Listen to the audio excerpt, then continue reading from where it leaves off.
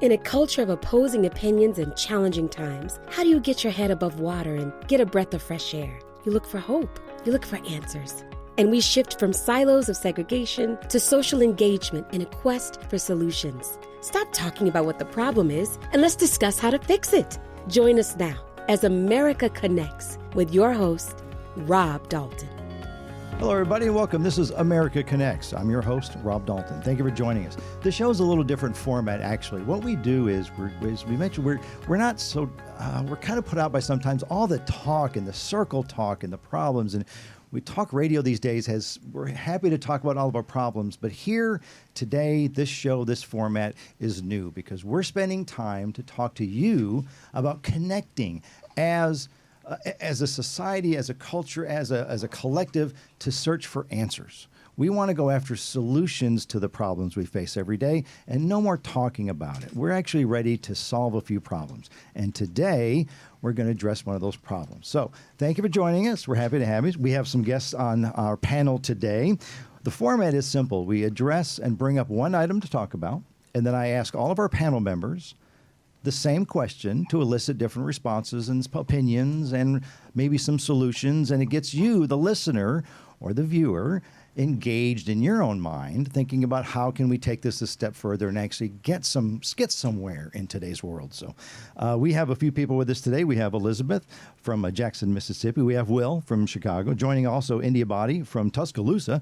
We have Nancy, who's also with us from Los Angeles, and Eric from Burbank as well. So we want to thank those panel members for being with us today. But first, let me introduce the topic today. I wanted to start out with animals in public. Now, I'll start by saying that I myself am a big dog lover. I've had a dog almost every day of my life up until about 3 years ago when my last and final dog was the best dog I'd ever had. Now, I have a lot of friends with cats, believe me, and they love on me, and I enjoy loving on them, and that's the cats, I mean. But let me tell you, I think the time has come where taking our pets too far into our everyday public lives may be upon us. I wonder if pets have their place in our society, aside from the service dogs and those with a handicapped or have disabilities, and maybe those with medical disabilities, such as diabetes and such. I wonder if our freedom of inclusion with animals has maybe been exceeded publicly. I know restaurants and retail stores allow dogs of all shapes and sizes into business to attract more customers and sometimes simply to prevent a scene from being made. But I wonder again if we haven't just maybe gone too far. I can't help but wonder that when we pretend that our dogs are much like our children, we minimize the importance of family and maybe those same children. Much like when you're smoking in public, if you can imagine that. The secondhand smoke drifts around and offends others. So what do? We outlawed public smoking. And much like cursing a string of profanity in public, albeit maybe at a grocery store or at maybe a restaurant, it can be offensive to others because they're forced to hear your tirade. This is the kind of comfort level I'm talking about. I wonder if the time has come, though I'm an animal lover myself, that the need for animals to be accepted in our public life may be time to come to an end. There are places where you can share the love of your animal and take them into nature where it's acceptable. We have our public parks.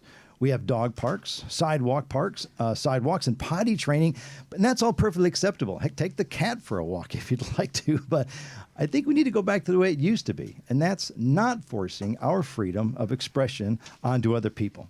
I think that maybe we need to go back and curtail the use and exposure of our pets into the public world as considerate and generate some response and respect for others in their personal space as much as our own. Now, bringing a dog into a restaurant or a sidewalk cafe or a place like Home Depots and Lowe's, maybe it's gone too far. Whether they're in your purse or in your basket or maybe leashed to your shopping cart, I think we've taken it too far. I'm not even referencing the times when there's an occasional pile of poop, and people are happy to pick that up, of course, but it's still offensive to witness as a passerby. When we go out in public, I expect to be treated and hope to be treated with respect and courtesy and enjoy the experience of meeting other people. I do not intend to be greeted by others, strangers, dogs, and their pets of all shapes and sizes. Now, this all started for me about a year and a half ago when I boarded a plane, and a lady in first class literally had a pot-bellied pig on her lap. Now, I stopped in amazement as the pig kind of squealed politely when I walked by. I think it was saying hello. I'm not sure. But it surprised me. And at first, I thought it was a purse because it was black and it was on her lap and it was about that same size. But I wondered how insensitive she must be to bring a pig onto a plane when everyone else is forced to deal with the issues that the pig may have with the entire cabin. Now, since then, my heightened awareness of the situation has expanded, and I'm seeing it more and more, expanded and expanded. How selfish are we that we force our freedom into the space and energy of those people around us? I love pets, like I have, had them all my life, but never once, aside from the front seat of my own car or in my own home, have I forced exposure onto someone else. Now, there may be 100 good reasons why you want to do it. I get it. But I'll bet you there's 200 maybe not to. We ask our panel members today, one at a time, their thoughts, and I'm sure they'll be varied depending on their personal experiences and whether they own a pet or maybe they know of a friend or family member that actually have a service animal or maybe a medical issue. I understand all that.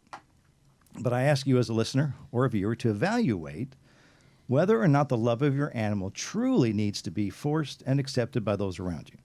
I believe a true respect for each other on all levels gets us to a much higher of harmony and acceptance of one another. We don't need any more division among us, even if it's from our four-legged friends. Now, that's the introduction of the topic. I think that everyone has opinions. I think animals are great, still do. I just wonder if it's maybe time to kind of scale back. And I'm looking to ask our panel members their opinions and what experiences they have. So, thank you for joining us. This is America Connects, and today's topic is the love of our pets and how much we want to share with those in public. So let me start with Elizabeth.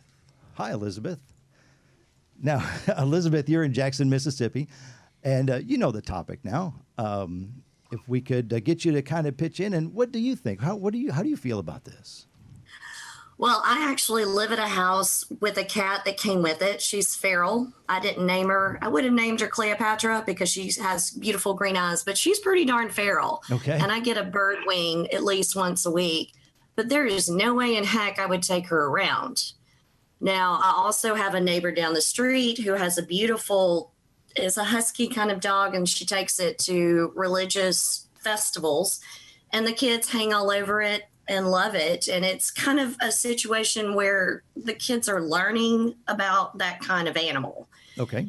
And it's sweet. Then I have another friend who also has a service animal, and it's a Yorkie. And I'm like, what the heck is going on here? I've gone for photo shoot. I do photography, and I do animals also, but it's like, why do you have this little dog in a little bag? But the dog was very well trained, and I enjoyed taking pictures of it. Unless they're just kind of weird and attacking, maybe a snake, although I like snakes. I've worked in zoos. I don't know. It just always has been a positive experience for me. Okay, good. And for other people. I used to teach. I taught for 20 years. So any kind of good experience that is positive, I enjoy. Outside of the circle of friends you've been around, have you noticed it in other places like maybe shopping or retail stores? A little bit, but they're always well behaved. They are well behaved. Okay. The little ones tucked in the bag. I'm like, do they need to be with their owner all the time? I know my cat does not need to be with me all the time. She gets sick, she's gone. Sure. She comes in when it's freezing, and then she's like, give me some food, I'm out. But that's about it. Okay. All right. You've witnessed some experience in the retail stores. Have you noticed it anywhere like restaurants or anything? I lived in Oxford, Mississippi for a bit too, and that's kind of an open-minded, more university town. But there have been a lot of dogs out on the sidewalk outside of restaurants, sure, but not inside. Okay. That I've experienced. I agree with you. I think the dogs are well behaved. They are very trainable. You haven't witnessed any other odd animals like we've seen in the news sometimes? They're not so socially acceptable, so to speak. Well, I'm also been called the dog whisperer because my neighbor across the street, another neighbor, has a Great Dane who gets out all the time because they have college-age boys, and they have girlfriends over, and they always leave the door open. And I'll see Lola, bless her heart. She's Bless her black and heart. white spotted. And I'm like, ooh, there's Lola. Let me go get her. And I walk out and I talk to her and she comes to me. She comes right over. I guess because I'm familiar with Okay. her and I get her back home. Otherwise, she'd be down the road and run over. Now, But she's not mean. I get I don't know if it's me. Well, neighborhood dogs are one thing, and I'm perfectly acceptable of that. Right. There's dogs that get out of their Right. pens or their backyards or off leashes and things, and that's understandable. And have you ever had an encounter with a service animal, or sometimes what we call an emotional service animal? And an ESA is a term that gets used. Have you had an encounter? I'm sure it's been good, but I'm just wondering. I have, but they have that big sign on their little vest that says "Do not touch," which goes against everything I want to do in my life. You know that little expression, "I'm going to die petting something I shouldn't," and I hate that. But I understand they need to be focused and they need to whatever get the vibes that they need to from their owner. But otherwise, I mean, no, I've never had that kind of animal in that kind of situation be like aggressive or whatever. Sure. With a show of hands, how many of you have actually encountered a service animal and been wanted to approach? Sure. Yeah. Almost everyone. Yeah, I get it. Yeah. Even the German Shepherds at the airports. You know, the TSA dogs. They're so adorable. You just want to, but you know better. But yeah, I was curious about that, Elizabeth. So, but I understand your point about the neighborhood dogs, and we get to know them and they get to know us. So I appreciate your input on that. Thank you. But I was wondering also, I asked about the retail and the restaurant. So I appreciate your input. Elizabeth, thank you. Appreciate you being a part of it. All right. I'm going to ask the next one to Mr. Will. Hello, Will from Chicago. Thanks for joining us today on America Connects. My question for you, Will, aside from ESA animals or emotional service animals, are we too flexible in allowing animals in our public lives? Well, how's it going today? Thanks so much for having me be a part of this. Yes. I'm a full supporter. I'm a freelance photographer myself also, based out of Chicago, and I travel a lot. My best gig, I do some rock and roll cruises, and it's been amazing because I do think we have had, we've had people bring all kinds of animals on the cruises, and I've definitely seen some on planes, and it definitely, I support it, but it's also a little crazy. I think somewhat what we determine is allowed as an emotional support animal, right? I do think has gone a little far. Okay. Whether it's a pony, I don't know if anybody saw the story about that, where people brought an emotional support pony on a plane. An actual pony. Wow. Ducks, emotional support duck. Okay. I've heard of. Pot-bellied pigs, like I said, same thing. Yeah. Or, like you said, I think that's a little far. Now, you had mentioned you'd been on rock and roll cruises. Have you been on more than one? Yes, Okay. I've actually been lucky enough to photograph them for about 12 years. Oh, wow. I've done 130 of them. Oh, my goodness. So you've had the exposure to the public at a different level. I can see why people being on a cruise for more than a couple days might want to bring their ESA, their emotional service animal, because you've probably seen a few on the cruises. Yeah, we have owners, and for the most part, like I said, I fully believe. A friend of mine actually posted today, funny enough, after I got this invite from my friend to be a part of this. Yes. I saw a friend of mine in Houston, Texas, just got some support bunnies. Just got a support rabbit. Was that plural? And basically her comment was that, going through what we're all going through right now has been pretty depressing. Sure. I think everybody I know has had a rough go with being quarantined and being that. And sure. Her comment was, she got to the point where she wasn't getting out of bed till noon every day and was just really in a funk. And for the last 3 weeks or wherever, she's had these bunnies, rabbits, pet rabbits. And she said it's made her day. It's changed her life. So I feel like we can't argue, but I've definitely seen a lot of people who obviously have taken advantage of the system and taken advantage of the opportunity because they just want their dog or pet sure. to be with them at all times. And I think some people, we had one woman, for example, come on one of our trips with a Chihuahua that was probably the most annoying pet Chihuahua I've ever seen. They can be a little yippy sometimes. The dog would not stop yipping, yapping, and chewing at people's ankles. And I don't know about anyone, but it definitely seemed to stress out everyone more than being a support animal. Okay. So you may have seen to it. each their own, again. You may have seen it causing emotional distress on others instead of just saving the owner.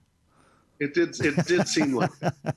Sure. But the one I just pulled up like the pictures. Again, I don't know if people have seen the ones of the emotional support, but these are ones that came to mind. I'm going to see if my background can change. That's the one that I saw. Oh, the pony. Yeah, the horse. Yeah. I get it. And I'm just going to say, if I was sitting next to that for a 2-hour flight, I think I would have a problem with it. I can see why. As friendly as they may be, and I think that's what I'm getting to. I understand, and I'm going to tap into the story about your bunnies. I get it, being at home. And you mentioned bunnies plural with your friend and neighbor. I understand that, I do, and I have no problems with people doing this at home because they're at home most of the time. I'm wondering if it's something in public that we don't need to kind of curtail. I can see having as many animals at home as you'd like, but you don't want to see 6 bunnies in a basket at Target. Yeah, and I think again, and I'm even. I've seen one of the stories I saw a friend share on social media. Yeah, was the dog on the table at the restaurant. There you go. And they were letting it eat off their plate at the restaurant. Again, that might be going a little far. Will, thank you. I appreciate your input. I really do. It's nice engaging you. Again, thanks for being a part of America Connects. I'm going to ask the same question to our next guest. We have India Body from Tuscaloosa. Hello. How are you? How are you? I'm doing great. Thanks for being a part of the show today. It's nice to have you with us. Thanks for having me. Your question, the same as others, aside from ESA animals or emotional service animals, are we too flexible in allowing animals in our public places? I think there's a certain degree into which it gets too much. I work in food service currently as I'm currently in college. So I'm a barista currently. And I've seen several support animals throughout the year come in store, and they've obviously had the vest on, but I've also seen people carry, little dogs in and, larger dogs for that as well, but that didn't have that on. Not saying they weren't support dogs. They were just more clearly labeled. Sure. Yeah, no. I appreciate the ones who have the vest on, so you understand, this is a support dog or a service dog. So yeah, I think there's a certain degree. I obviously don't think that, pigs and horses should be on planes in first class with you. Sure. I think there's a proper way to do that. And I think that it has gone a little bit too far, but obviously some people have different needs. So I'll mind my own business and do my own thing. Sure. I will tell you, I had, in doing research for the show today, I did see a wonderful story about a gentleman who actually rescued, and it was on The Guardian, the website, The Guardian, which is a news agency, but they did a story on a gentleman who has an alligator as an emotional service animal. And it was gentle alligator. It actually is good at giving people hugs. But wow! I would find it fascinating for him to take it into a restaurant, though he does take it into the local store where he shops. But then they know him. I can't do that. I can't imagine walking down the cereal aisle and coming across to a guy who's got an alligator on his chest. Yeah, I will say the strangest thing. In our old neighborhood, we had one of our neighbors. He had a raccoon that he used to walk on a leash.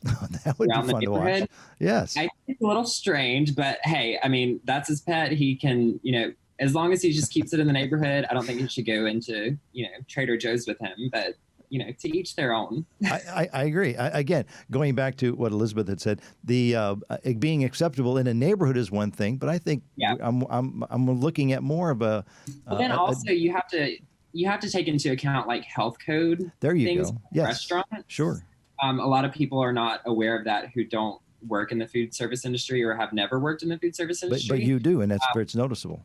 Yeah, for sure. And I mean, if we have, for example, here in Alabama, if we have a dog in our store who's not a service animal, then that could be points deducted for us, and it could be on us to, as the food service establishment. Sure. Correct. Okay. Yeah.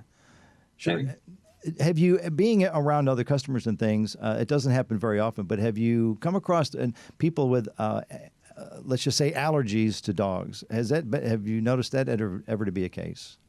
You cut out just a little bit. Say that one more time. Sorry.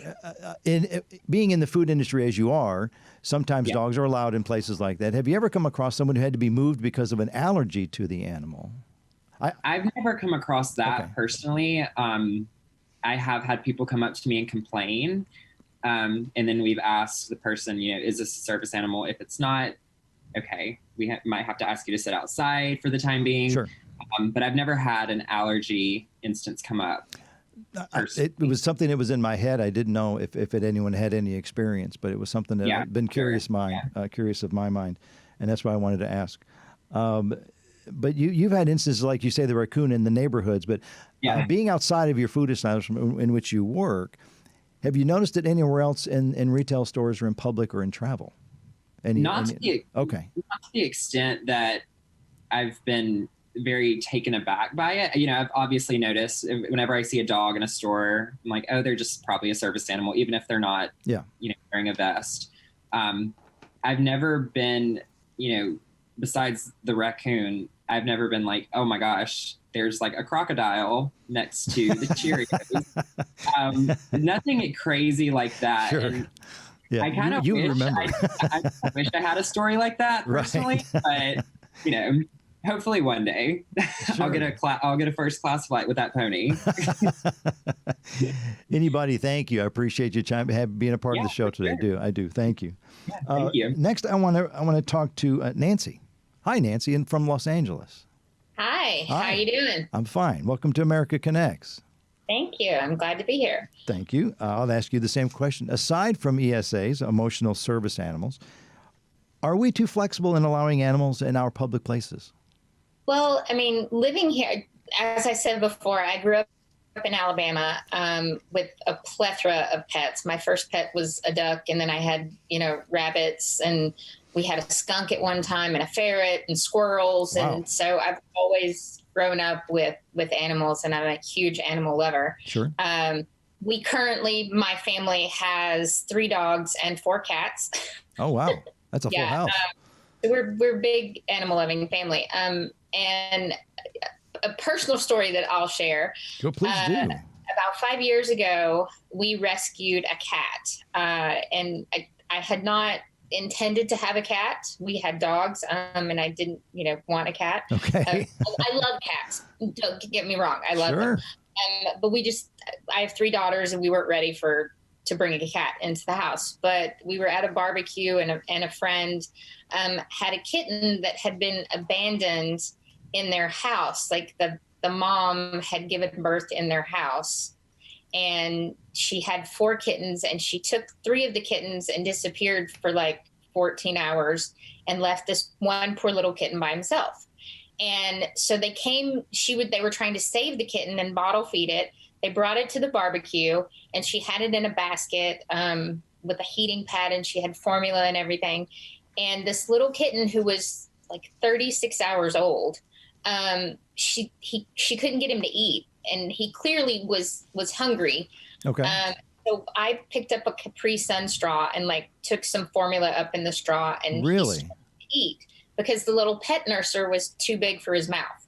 Okay. And he, and she of course was like, oh, can you take him? I have to go back to work on Monday, and, I can't keep him. And of course I'm not going to let him die. No. So we brought him home. You've already started nursing.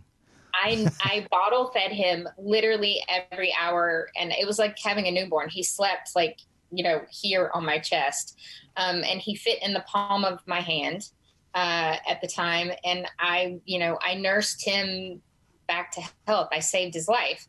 And it so happened that a Sunday morning came up, shortly after we got, his name is Hiccup, by the way. Okay. He's an orange cute. tabby cat with green eyes. And it so happened that I couldn't leave him at home because I had to feed him every hour. And so I got one of my daughter's little American Doll pet carriers, and I put Hiccup in the pet carrier, and I took him to church with me. Okay. With the bottle. And I sat in the second row. And of course, during a moment of silent prayer, and everyone at my church knows that I love animals and that there's no telling what's going to happen with me. And so during a moment of silent prayer, you hear, meow, meow. And the pastor, I opened my eyes, and our pastor looked up at me, and I went, that was me. Yeah. He knew it was me. Yeah. And so that was an instance where I had to take, the kitten with me. How old was the kitten at the time, do you think? Just curious. The kitten he was about 6 days old. Okay. And oh, so I wow, couldn't really young. Okay. I couldn't leave him alone. I mean, Sure. I got him when he was 36 hours old. Yeah. And the vet, of course, had told me when I took him into the vet at like shortly after we got him, he was about 4 days old. Okay. The vet said, don't get too attached to these little guys. They often don't make it. Well, just never tell a Southern woman that she can't do something because she will do it. I know the type. Sure. Now 20 pounds and 6 years old and is the alpha animal in our house. Wow. But yeah, I mean, and we also have a gentleman who comes to our church who trains service animals. And so he often would have puppies, at Training church. them to be socially acceptable. Sure. Yeah. And so our church was, they would let him bring his service animals. And I mean, of course, I didn't have time to ask if I could bring Hiccup, but it just so happened that it was a need. But, out here in LA, you see a lot of people bring their animals to sidewalk cafes. I haven't seen any inside restaurants. Okay. But we live in a little town, sort of up in the foothills of the San Gabriel Mountains, called La Crescenta. Okay. And it's a very, very family-friendly, very pet-friendly place. And so we often, go down to the little strip. It's called Honolulu Avenue. Everybody walks their dogs. There's a bunch of outdoor seating cafes and stuff. And, we have people who bring, Burmese mountain dogs and Irish wolfhounds. And, my instinct is to automatically, pet them. But I always ask, are they friendly? I've never had a bad experience as far as bringing, encountering an animal, either a pet of an animal or right. a service animal of another person. And I think, again, everyone's needs are different, as India, pointed out. Yeah. And a lot of times when you do have emotional support animals or service animals, even if I personally think that taking them on planes, unless they're really small, is not fair to them, because if an animal has to go into a cargo area of a plane, Sure. then the chances of that animal, possibly dying or becoming overheated or not being cared for. I'm not a big fan of taking them on planes unless you can take them, safely in a carrier that fits underneath the seat in front of you, just like TSA, requires. Okay, sure. Like regular baggage. Carry. Exactly. Okay. Exactly. I mean, and I did that with my, my little dachshund who passed, in 2013. I actually would take her on planes when I would go back home to Alabama, and I would sneak her out of the carrier and put her on my lap and put a blanket over her, and she would sleep the entire flight. Whole way, sure. So there's ways to get around it, sure. Yeah, there are ways to get around it. And I think my experience, well-behaved animals out in public don't bother me. If they're inside a restaurant, maybe it would be, I don't know how I would feel about that. But, Sure. by and large, I've only encountered well-behaved ones out in public. Good. And we don't take our big dogs out because they bark and they want to make friends with everybody. Engage. Sure. Yeah. Yeah. Well, good. But, Nancy, thank you very much. I appreciate your input. Sure. Thanks for being part of the show. We have a caller next. Who do we have on the line here? We have an actual caller in from who wants to be on the show. Caller, are you there? Hey, caller. My name is Rob. Welcome to America Connects. Can I get your name? Where are you from? Lucy. I'm from Mississippi. Hi, Lucy from Mississippi. Welcome to America Connects. I'm Rob. You've been listening on the show so far? No, not at all. Okay. Well, let me ask you the question for the day here. We're talking about service animals and have we taken our pets too far in public these days? And my question for all of our callers today, aside from ESAs, which stands for emotional service animals out in public, do you feel that we're too flexible in allowing animals in our public lives and retail locations? No, not at all. Okay. No, I don't think. In fact, I think animals should be able to go all places. That's the way I feel. Okay. Do you have any examples? Anything that you've run into yourself? We've been talking off and on about how acceptable it is for dogs, of course, to be out in public and sidewalk cafes, even in parks and such. But do you have any instances where you've come across an animal other than a common dog? And you may not. I just wanted to ask. Sure. I know we've had stories of planes, people, animals on planes. We've had an alligator as an emotional service animal, but we're kind of wondering if you've had any experiences like that as well. Oh gosh, not on an airplane. I don't believe. Yeah. A friend of mine's got a parrot. She takes a parrot everywhere, but But the parrot's acceptable at this particular moment. For you, the parrot in public is acceptable. It's totally acceptable. All right. Totally acceptable. Not, the parrot goes everywhere. Yes. Now there are different sized birds. Is it a good sized parrot or just something like a? It's a nice sized parrot. Okay. And it's an older parrot too. So anyway, and it's an interesting bird for sure. That's a very safe answer. I like that. Interesting is good. But now, do you know the parrot because as a friend, are you familiar with it and it's familiar with you? I do know the parrot. Okay, I do. The parrot's name, I think, is Otto or Senko. I can't remember. One of those two. There's a dog. It's one of the two. Yeah. Okay. Well, good. Yes. Well, Lucy, I appreciate you being a part of the show. Thank you. You're welcome to stay and dialed in if you'd like. Thank you for answering the question. I appreciate it.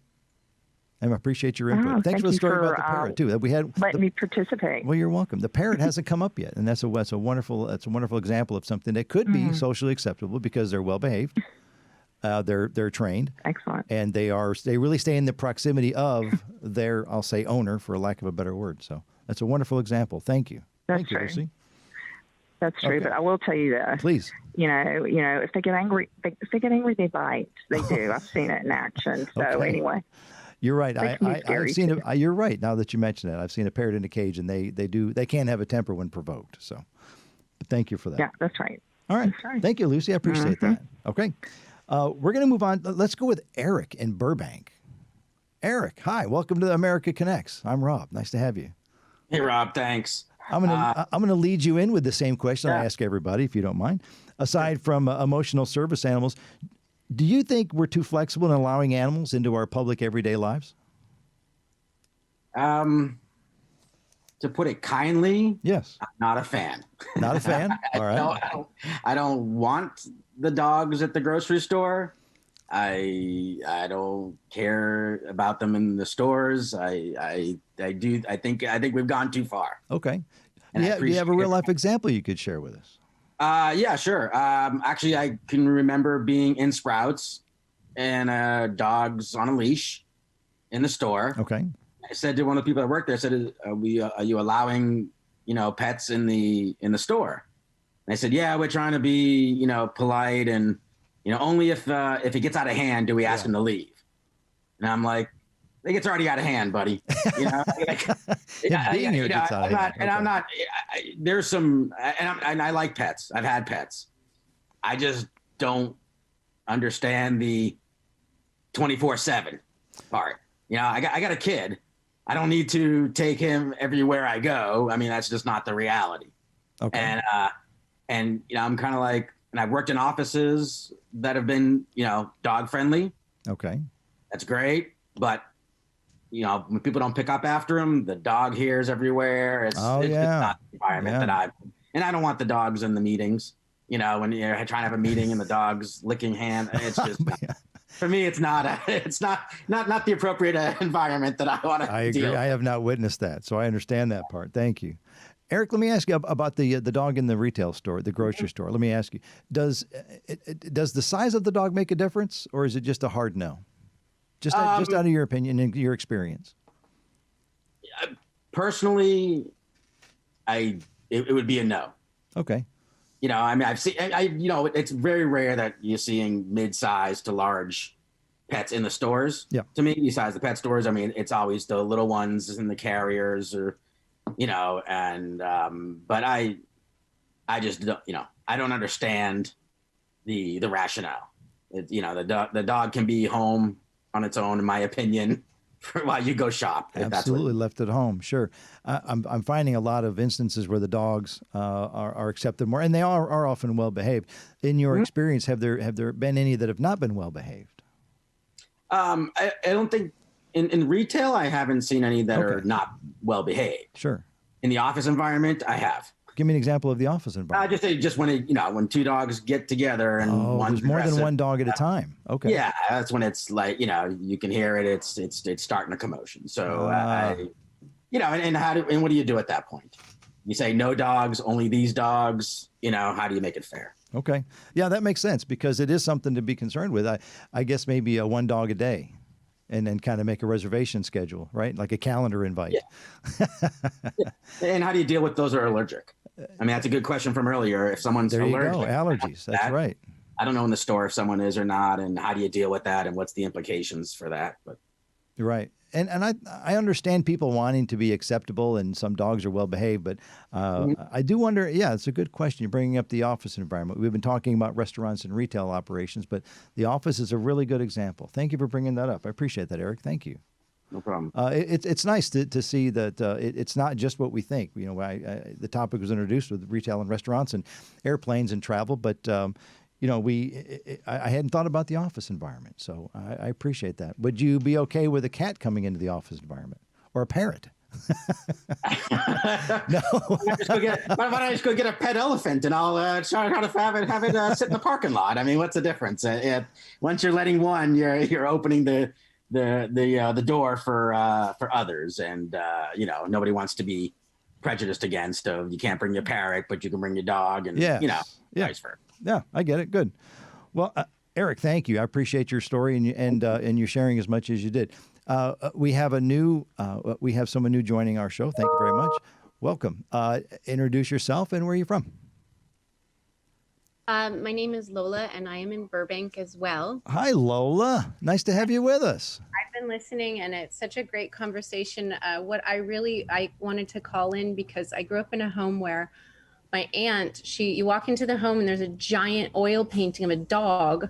Okay. Right above the fireplace. The dog had its own bedroom. It had a chiropractor, a massage therapist, was on a ton of medication. And in that little carrier, it would go everywhere with her. And so I just think watching that, it's like bizarre, but also, you know, you hear about like people, they died and they left all their inheritance to an animal. And you're just like, what happened? And then the other thing is I used to have this cat, and it would go into my bathroom where my makeup was and take its little paw and knock down all my perfume and like my expensive stuff. It was like a terrorist cat. A terrorist cat. I'm not a fan of cats, and I think having animals in the workplace is just stupid. Now, have you encountered that yourself? No, I haven't. But you've heard stories about it, sure, and I just think it takes away from, you know, the professional environment. And just like I have kids, I wouldn't want them in the workplace, and so I think everyone's trying to be too politically correct, and maybe they need to get a hobby instead of having like a shrine to their dog. Sure. Yeah. Yeah. Well, not everything in our lives has to be shared, right? Yes. Sure. Lola, thank you. Have you had have you had instances in restaurants or other retails with other animals outside of dogs, which we're finding quite common?